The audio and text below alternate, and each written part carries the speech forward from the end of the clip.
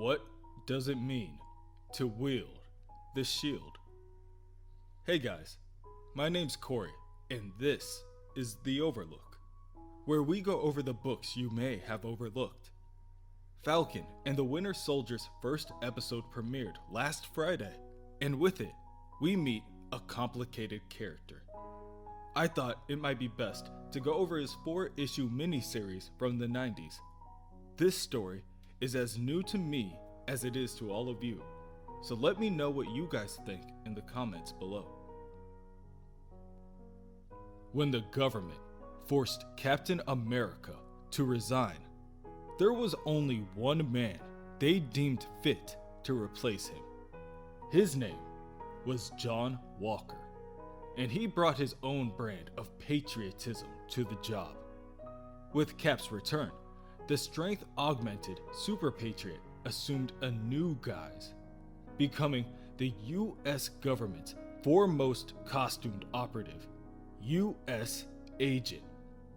And this is his road to redemption. Somewhere in Los Angeles, City of Angels, an angel of death is on the prowl. And if you happen to be a convicted felon, the serial killer, known as the Scourge of the Underworld, has some unfinished business with you. The killer dresses in a white trench coat and a white fedora. He wears white pants, shoes, and gloves too, a white shirt, and a white mask. The world needs order, you see. Everything must fall in line and fit into place. That's why he keeps his gun. The Scourge makes his way up the stairs of a shady, broken down apartment complex. The hallways are littered with broken glass. It's hard to tell if the glass is from the windows or beer bottles that were carelessly tossed aside. He stops on the second floor and makes his way to the residence of a Mr. Elonganto. He lets himself in. Immediately, he finds the interior of the apartment to be no better than what lies outside the front door. Scattered trash piles, dirty laundry, and 2 children playing within the muck. The Scourge walks into the bedroom and finds 2 more children on the bed and a man looking out the window holding yet another baby in his arms. "Manuel Elonganto," the Scourge says as he lifts his weapon to the man. Manuel turns on his heels and finds a barrel of a gun less than a foot away from his face. He tells the Scourge that if he pulls the trigger, then there will be no one to take care of the children. They're his sisters, and he's the only one who can look after them when she's at work. The gun doesn't move. "You were once the costumed criminal known as the Masked Matador." Miguel admits that he was a criminal years ago, but since then he's paid his debt to society. "Once a criminal, always a criminal, Mr. Elonganto. Your kind are all alike. It is only a matter of time before you revert to type." Miguel states once again that he has changed. He swears on his mother's grave that he will never dishonor his family again like he did in his youth. "Do you know who I am, Mr. Elonganto?" "I am the Scourge of the Underworld. If you know any prayers, Mr. Elonganto, say them." Miguel stares past the barrel of the gun directly into Scourge's eyes and says he will not beg for his life. It's not worth that much anymore, except perhaps as a babysitter. All he asks is that the children be sent out the room. This is not something they should see. The gun trembles. The Scourge wavers. For some reason, he cannot find it in himself to complete his mission. Quickly, the Scourge, now ashamed of himself, turns and runs out the room. He sprints down the staircase to the first floor, past Miguel's sister, and out the front door of the building to his getaway van. The smell of burnt rubber thickens the air. The Scourge's mind is swarming, fighting against his better instincts. The sound of a voice covered in static cracks out the radio in the dashboard. Domino to Scourge. Mission status. The Scourge looks at the origin of the sound, abashedly. He doesn't answer Domino. Instead, he just points the gun and shoots. Somewhere, over the Pacific Coast Highway, outside Los Angeles, U.S. agent, member of the West Coast Avengers, receives a call from Clint Barton, Hawkeye, to remind him not to forget the end of the summer bash they're having at the compound tonight. U.S. agent tells Hawkeye he's busy. He isn't. But Avengers aren't supposed to spend their free time partying. They should be helping people. Like an elderly man who was pulled over on the side of the road with a car that has a flat tire. Upon closer inspection, John finds that the old man shares a striking resemblance to his father. John parks his hoverbike and introduces himself to the man. The man is in desperate need of a jack, and while John doesn't keep one on his sky cycle, he does have the strength needed to lift the car if the old man promises to switch out his tire in a hurry. Later, after the tire is replaced, the old man digs in his pocket and pulls out a folded piece of paper. John looks down at it and sees that it's a church program. Even though their interaction is brief, the man can tell that something is troubling John.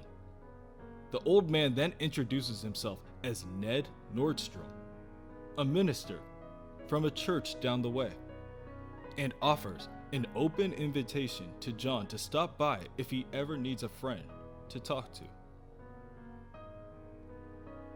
U.S. agent makes his way back to the Avengers compound in Palo Verde. All the while, the old man's words echo in John's ears. What makes him think something's troubling me? He doesn't know me. He's just a stranger. John casts the thoughts aside, stating that the minister probably just wanted John to join his dwindling flock. John parks his sky cycle and is greeted by the sound of mariachi music.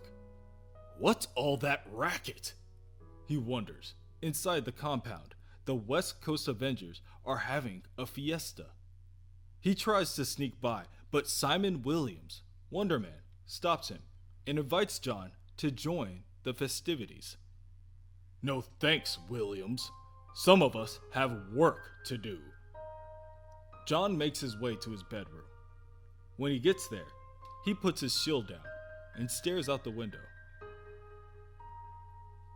He thinks to himself, I've been with these California clowns for months now, and I fit in no better now than I did the first day I joined. Wish I wouldn't always have to be the only one setting a good example around. What the? John finds a life-size party doll on his bed. Immediately, he casts it aside. Obviously, one of Barton's jokes, he thinks. And John wonders why he doesn't socialize more with the others after hours. This is why. They're just a bunch of goofballs, misfits, and slackers. It's amazing that they manage to do what little good they do. Every day, John is tempted to pack up and leave, but the U.S. agent mantle would go to the dogs without him. The Avengers need him to keep them towing the line. How did it all come to this? He thinks. He once had such dreams. Dreams of power. That's what led him to signing up for the power broker's grueling strength augmentation treatment. Dreams of glory prompted him to take on the guise of the Super Patriot and challenge Captain America to see who best represented this proud land of ours.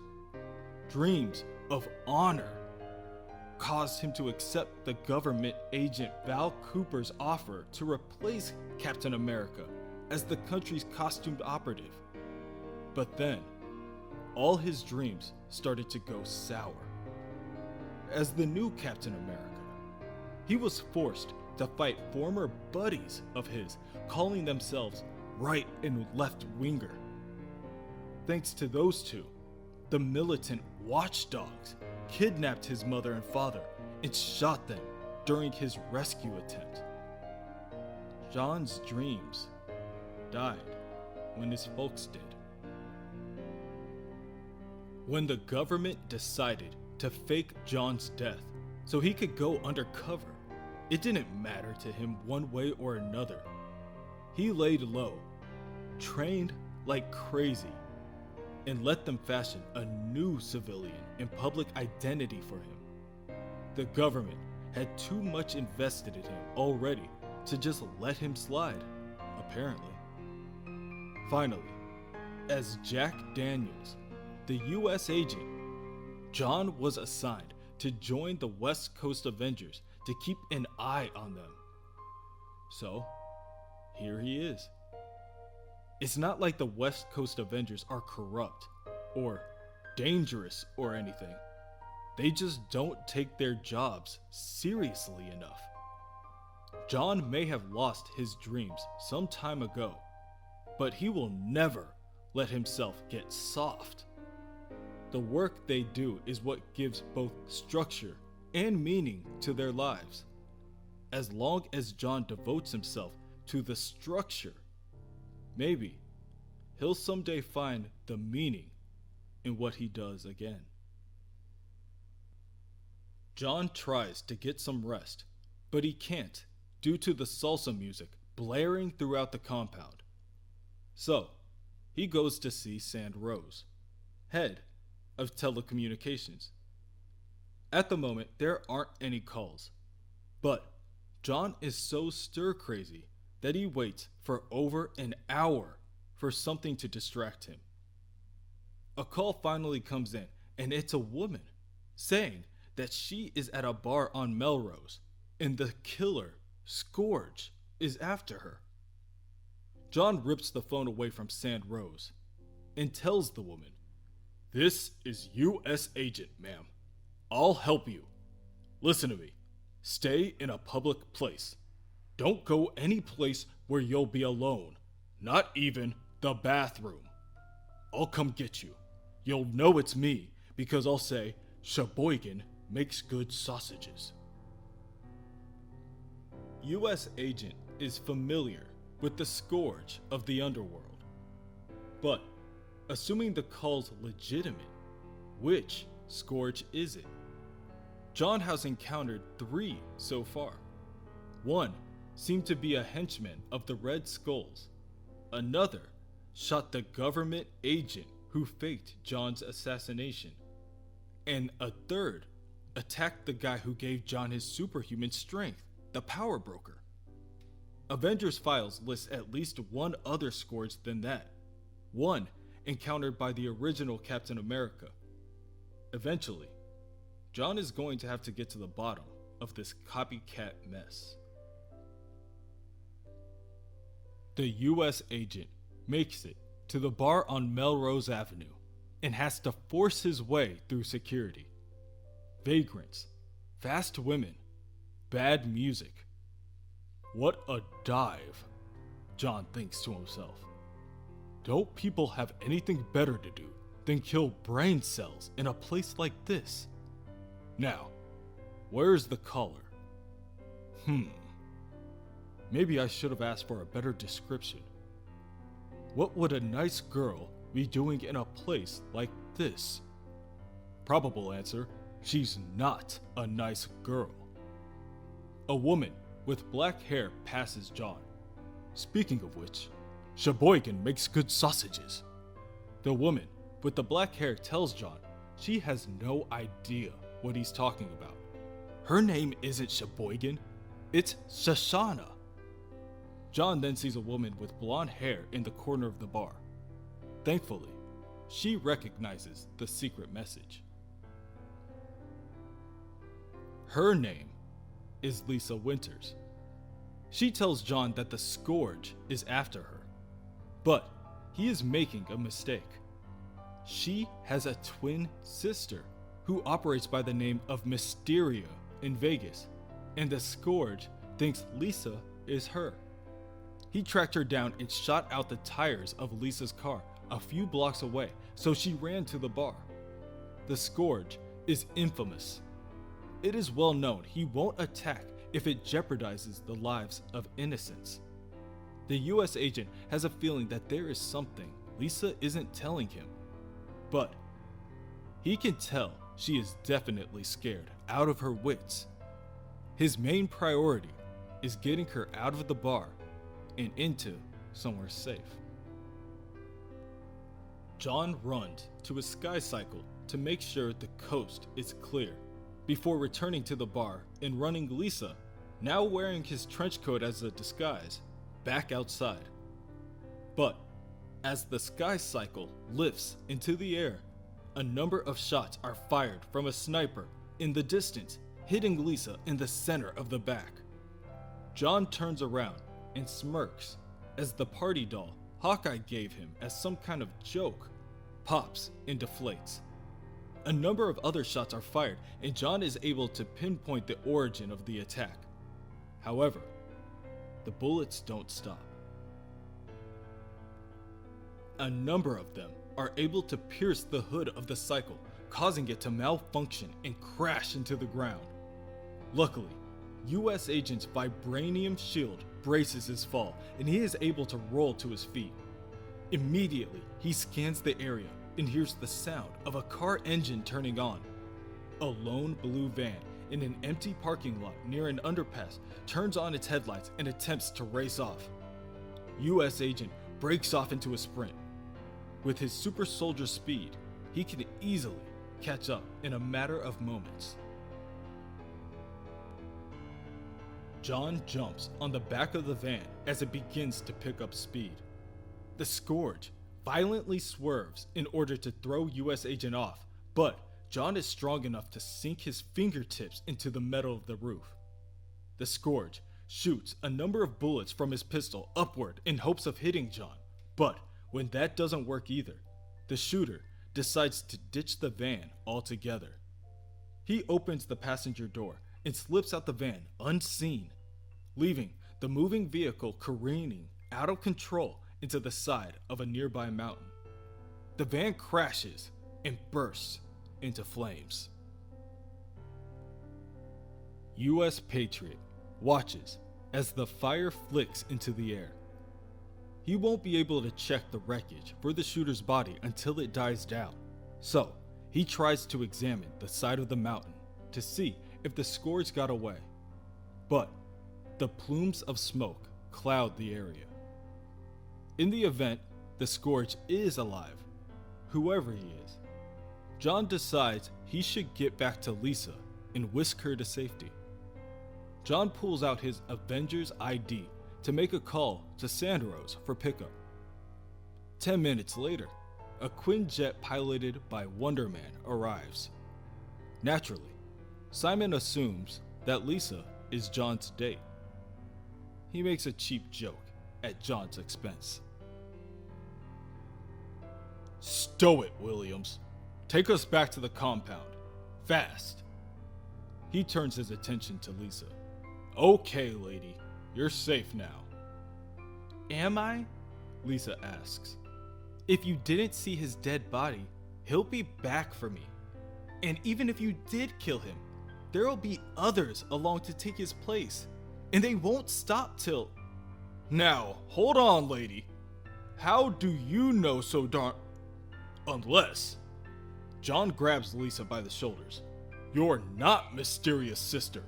You're one of the Scourges yourself, aren't you? Am I right? Answer me! Am I right? Yes! But I never killed anyone. I swear. I chickened out on my first assignment. That's why they're after me.